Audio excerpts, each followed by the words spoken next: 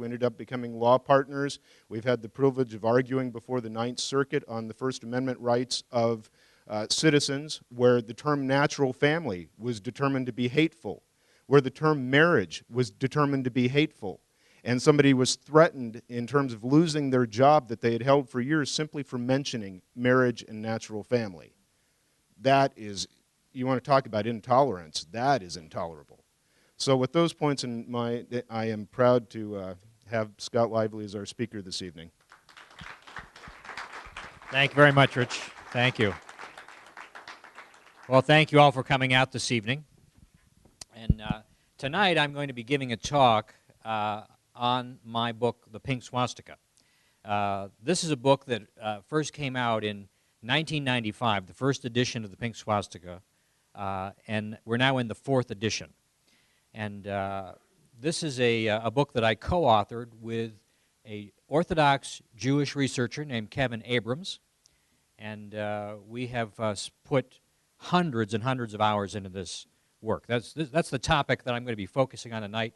I'll be dealing with some of the other things probably toward the end with circumstances here in our current culture, the culture war that we're facing in America.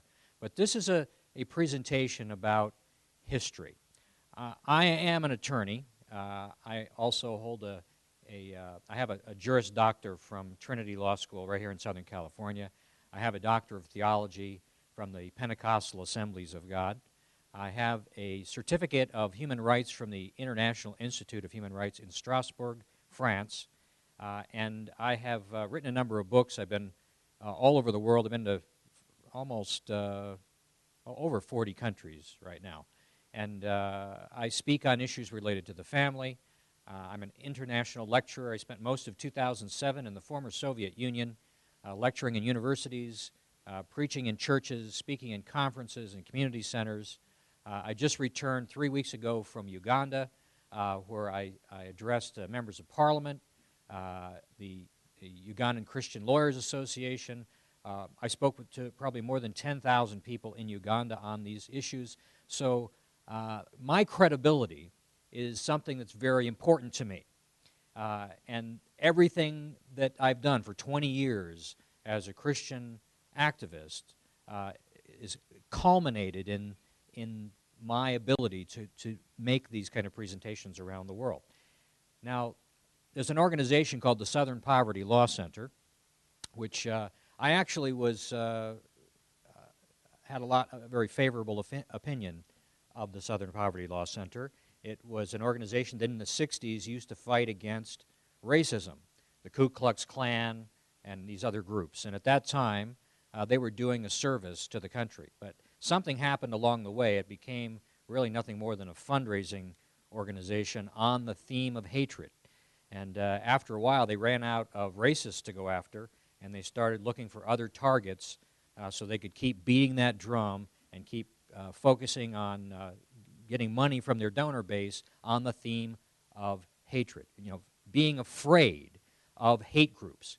And in 2 years ago, they put my organization, Abiding Truth Ministries, on their list of hate groups. And I've tried diligently to get them to remove me from that list, but they haven't done it. They refuse to do that. And in the second year in a row, they put me on the list, and the local newspaper here in Temecula called me up and said, hey, you're on this list of hate groups. What do you have to say for yourself?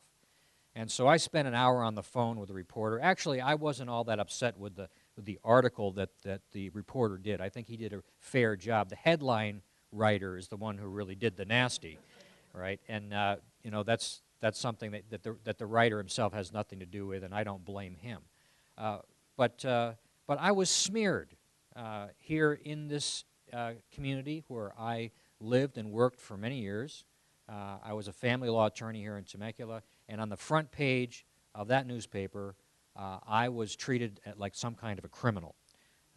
And the reason that they wouldn't tell me why they put me on the list. So I asked the reporter to ask the Southern Poverty Law Center what I would have to do to get off of their list. And what he said in response was, it was because I wrote the Pink Swastika, and that I would have to recant the information in this book in order to be removed from their list. I'm not going to do it. That's ridiculous. This book is based on truth. And I want to go through this with you. This is very, very important information. Even some of the conservatives have asked me, why did you spend so much time dealing with a topic like this? It's what impact, what benefit does it have for anybody to know this? And I tell you, there's nothing more important than knowing history, really. You know, it is absolutely true that those who fail to learn from history are doomed to repeat it. And a prerequisite of being able to avoid repeating history is knowing what actually happened, right? If you have a false history, and if someone has essentially changed history in order to present one picture that is false, that is untrue, and you work to avoid that false picture, you're going to fall into the same trap. You're not going to learn from history if you don't know what it is. I've been attacked in the attacks that the Southern Poverty Law Center has leveled against me. They've said that this is a book that's full of lies, that it's obvious lies, that no history professor in America will stand behind this. Well, that's actually not an indictment of the truth. I mean, if you understand how political correctness works, I have a friend named Don Feder. Some of you might know of him. He used to be a columnist. He's an Orthodox Jew. I have a lot of Orthodox Jewish friends. My co-author is Orthodox Jewish. Don Feder used to be a columnist for the Boston Herald. He's now one of the leaders of the World Congress of Families. A brilliant man, a wonderful writer. Last year or 2 years ago, we both spoke at the World Congress of Families in Warsaw, Poland, and he gave a presentation called Demographic Winter, about the impact of on the world of the decline of population in a number of countries. Absolutely brilliant analysis. He went to give a speech last week or the week before at the University of Massachusetts, and he was going to give a speech on hate crimes. And the homosexuals and the far left at that university did not allow him to speak. He was actually not able to give his presentation. They disrupted it so that he was not able to speak. And this is at a university that is supposed to be a marketplace of ideas, right? That's what the universities are for. This is a place where differing opinions are able to be put forward, and the reasonableness of them is then able to be measured by thinking people who have critical thinking skills, and you can use logic. But the left in the country today is not willing to let that happen. They're afraid of the ideas that Don Feder talks about. They're afraid of this book, and you're going to find out why they're so afraid of this book.